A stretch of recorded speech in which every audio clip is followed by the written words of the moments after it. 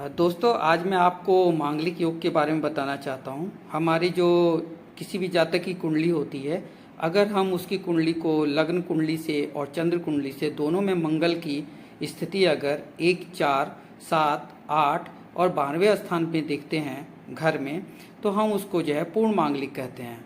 यहाँ पे मैं आपको बताना चाहूँगा कि यदि किसी जातक की कुंडली लग्न कुंडली को अगर हम लेते हैं और लग्न कुंडली में अगर मंगल की प्लेसमेंट 1, 4, 7, 8 और 12वें स्थान पे है, तो हम उसको जो है उस कुंडली को लग्न कुंडली को मांगलिक दोष वाली कुंडली कहते हैं। और इसी तरह अगर हम चंद्र कुंडली में जाएंगे तो चंद्र कुंडली में अर्थात चंद्रमा जिस राशि में स्थित है कुंडली में, उस भाव को लग्न बनाकर यदि हम मंगल की स्थिति देखते हैं और मंगल की स्थिति हम पाते हैं पहले घर में, चौथे घर में, 7वें घर में, 8वें घर में और 12वें घर में, तो हम उस जातक की चंद्र कुंडली को में भी मांगलिक दोष या योग कहेंगे।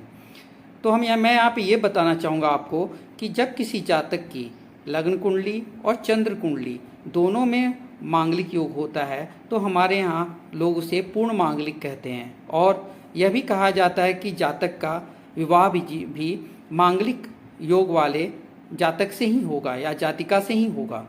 तो यहाँ पे अगर हम ये कहें कि हिंदुस्तान में 90% लोगों की कुंडली में आपको मांगलिक योग दिखेगा, तो यह कहीं गलत नहीं होगा। क्यों?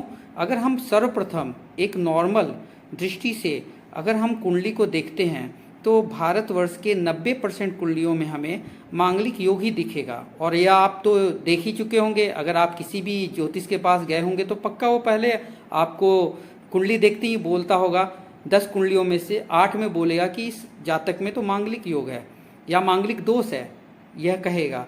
परंतु आपको ये मैं बताना चाहूँगा कि मांगलिक योग के भी कई ज्योतिष में काट दिए। जैसे यदि मंगल अपने जो मंगल की राशि है अगर वह 1, 8 और 10 होगी तो मांगलिक योग नहीं होगा। और इसी तरह यदि मंगल जो है आपके स्वराशि में स्थित है तो भी मांगलिक योग नहीं होगा। इस तरह ज्योतिष में कई रूल्स ऐसे बनाए गए हैं जिनको हमें मांगलिक योग की गणना करते समय देखना चाहिए।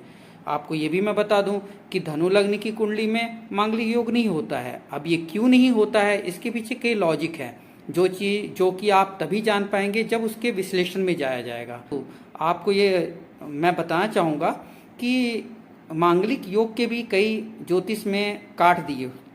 जैसे यदि मंगल अपने जो मंगल की राशि है अगर वह 1, 8 और 10 होगी तो मांगलिक योग नहीं होगा। और इसी तरह यदि मंगल जो है आपके स्वराशि में स्थित है तो भी मांगलिक योग नहीं होगा। इस तरह ज्योतिष में कई रूल्स ऐसे बनाए गए हैं जिनको हमें मांगलिक योग की गणना करते समय देखना चाहिए। आपको ये भी मैं बता दूं कि धनु लग्न की कुंडली में मांगलिक योग नहीं होता है। अब ये क्यों नहीं होता है, इसके पीछे कई लॉजिक है जो कि आप तभी जान पाएंगे जब उसके विश्लेषण में जाया जाएगा। तो मेरा आज का ये जो टॉपिक है कि मांगलिक योग या मांगलिक दोष जो है ये क्या होता है और इसके क्या महत्व हैं या इसका क्या काट है, ये मैं आप आज इस कुंडली में इस वीडियो के माध्यम से मैं आपको बताना चाहूँगा। और दोस्तों, मैं ये भी कहना चाहता हूँ कि ज्योतिष एक ऐसी विद्या है जिसको हम अपने ज़िंदगी में अलाइन करके अगर चलें तो हमारी जो है लाइफ बड़ी अच्छी तरीके से चलेगी। जैसे हमें ज्योतिष यह नहीं बोलता कि आप जो है क्या बदलेंगे, ज्योतिष हमें बोलता है कि आप उस तरफ चलिए जिस तरफ वो आपके को दिशा दिखा रही है। आपको वो काम करना है जो आपके ग्रह नक्षत्र और महादशा आपको उस समय के लिए आपको असर कर रही है या उस समय के लिए आपको उस जगह मोड़ रही है। तो आपको केवल वही चीज़ करना है ज्योतिष के माध्यम से जो ग्रह नक्षत्र चाहते हैं। आप जो चाहें अपनी ज़िंदगी को ग्रह के हिसाब से, जिसको कि हम जो है कर्मा अलाइनमेंट बोलते हैं।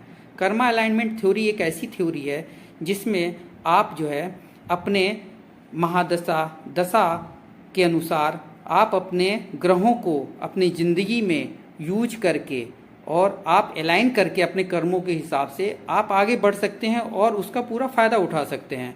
आप कभी कभी देखते होंगे कि कुछ समय पश्चात एक जातक है, वो कुछ समय पश्चात जो है जब वो अपने घर को छोड़ता है तब वो जाके तरक्की करता है। जब तक वो अपने घर के पास रहता है तब तक वो तरक्की नहीं कर पाता। क्यों ऐसा?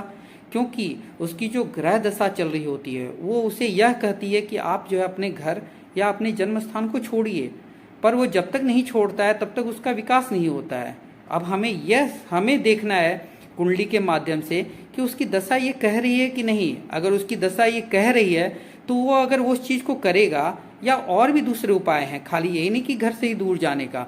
आप उस क्षेत्र से संबंधित ही कार्य करें जो आपके ग्रह नक्षत्र या ग्रह चाह रहे हैं दशा महादशा में, तो आप जो है अपनी ज़िंदगी में तरक्की करेंगे।